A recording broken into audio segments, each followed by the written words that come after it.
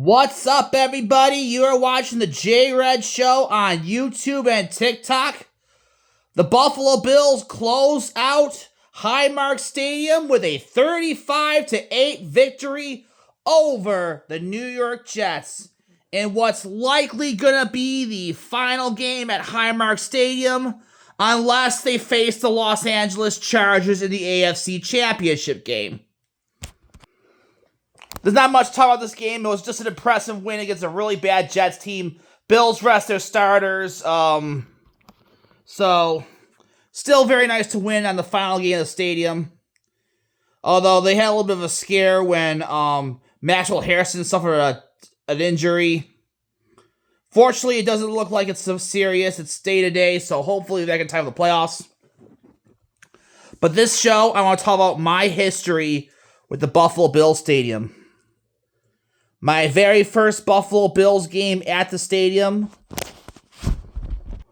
was on December 17th, 2006, where the Buffalo Bills defeat the Miami Dolphins 21-0.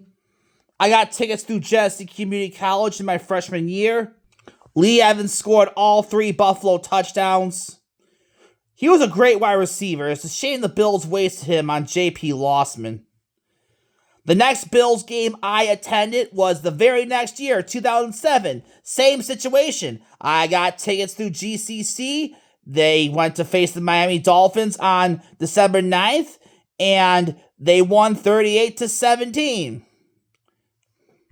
Next game I attended was on December 9th, 2012, where they lost to the St. Louis Rams 12-15. Now, the next 3 games could very well be are my top 3 favorite memories at the stadium. 2013, September 15th versus the Carolina Panthers, which ends with an E.J. Manuel walk-off touchdown to Stevie Johnson. Then the next game I attended the next year versus the Minnesota Vikings ends with a Kyle Orton walk-off touchdown to Sammy Watkins. Then I went to the Green Bay game later that year, December 14th, where they beat the Packers 21-13, completely shut down Aaron Rodgers. The fan behind me said, "I have been a Bills fan since the beginning. I have never seen the defense this good." Next game I attended was Christmas Eve 2016, a 34-31 loss to the Miami Dolphins. But I consider this a good game because it got Rex Ryan fired, which ultimately led to Brandon Beane and Sean McDermott being hired and changing the trajectory of this franchise. Next was a preseason game, August 26, 2018, a 26-13 loss to the Cincinnati Bengals. Then 2021, after COVID, I went to a couple games. A preseason game where they beat the Packers 19-0 on August 28th. October 3rd, they shut out the Houston Texans 40-0. Halloween, October 31st, they beat the Miami Dolphins 26-11. I was supposed to go to the game on December 6th against New England. That was a game with a huge wind, a huge gust. But I got screwed over. They wouldn't accept my tickets, and later on I find out that my friend never sent them. So I bought the tickets but couldn't go to the game. Then finally I went to the Atlanta Falcons game on January 2nd, where the Bills won 29-15. Next was a preseason game, 27-24 victory over the Indianapolis Colts. Next game I attended was October 26th, a 24-18 victory over the Tampa Bay Buccaneers. And although Buffalo almost lost that on a last-second Hail Mary. Next game I attended November 13th. They lost 24-22 to the Denver Broncos, a game that got Ken Dorsey fired. I guess it's another game where a coach got fired and changed the trajectory of the franchise. Because the Bills were 6-6, they were big trouble missing the playoffs. They pretty much won most of the rest of the games ever since. Next game I attended was a freezing cold 8-degree game on December 22nd, New England Patriots. Bills won 24-21. So my friend got tickets, won tickets through Batavia Downs, and I thought he won tickets at the suite. But when we get there, we found out there weren't suite tickets. So I'm out there in freezing cold weather. I'm like, oh, crap. Bills won 24-21. Then finally, my last game at the stadium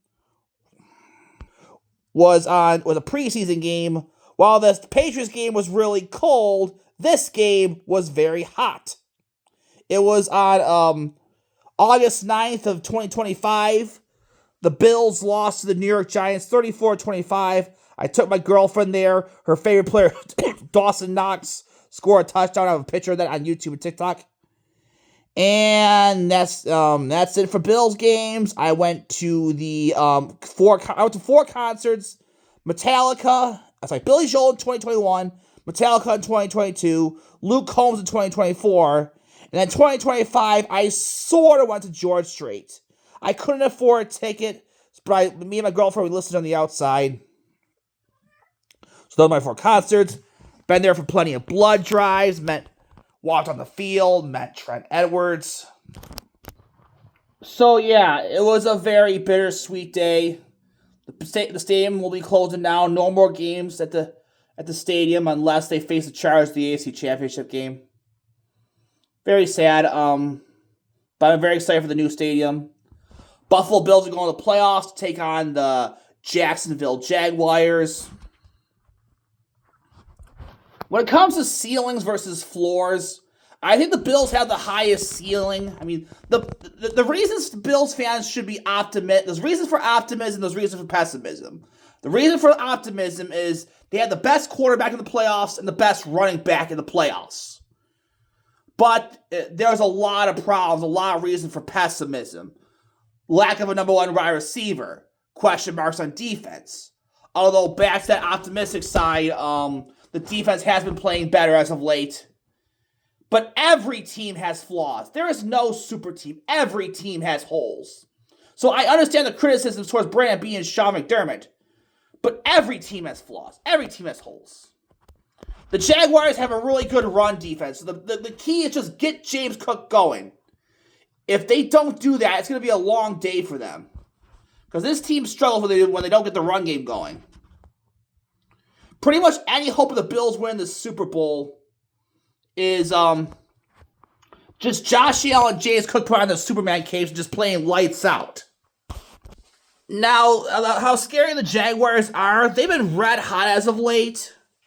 And I know Bulldog's afraid of them, but Schopp isn't so scared of them. I don't know. They barely beat the Colts with Phillip Rivers, and they don't have a great run game. They have a good defense, but not scary good. I think the Bills should beat them.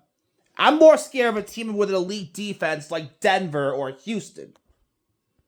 I mean, if they let Josh be Josh, and if they let Cook be Cook, they could beat anybody. But there's been a lot of times this year where Josh hasn't been Josh and Cook hasn't been Cook. They have not put on those can they put on those Superman capes? We will find out. Tonight, me and my girlfriend will be going to the Buffalo Sabres game against the Vancouver Canucks. They just had their 10-game win streak snapped with a 5-1 loss to the Columbus Blue Jackets. I mean, I thought Buffalo played okay. They just ran to a hot goalie, and so I'm still optimistic they'll get back on track. I don't think this 10-game win streak's a fluke at all. They're still fighting for a playoff spot, though. What's crazy is they're 3 points out of a playoff spot, but also 3 points ahead of last place in the conference. So they cannot afford a slump. So I'll post some videos of the game tomorrow. What are your thoughts on the Bills and the Sabres? Hit me on Twitter at JRed Show. How many games is in the stadium? What are your memories of the stadium? Hit me on Twitter at JRed Show, and I will see you later. Go Bills, go Sabres.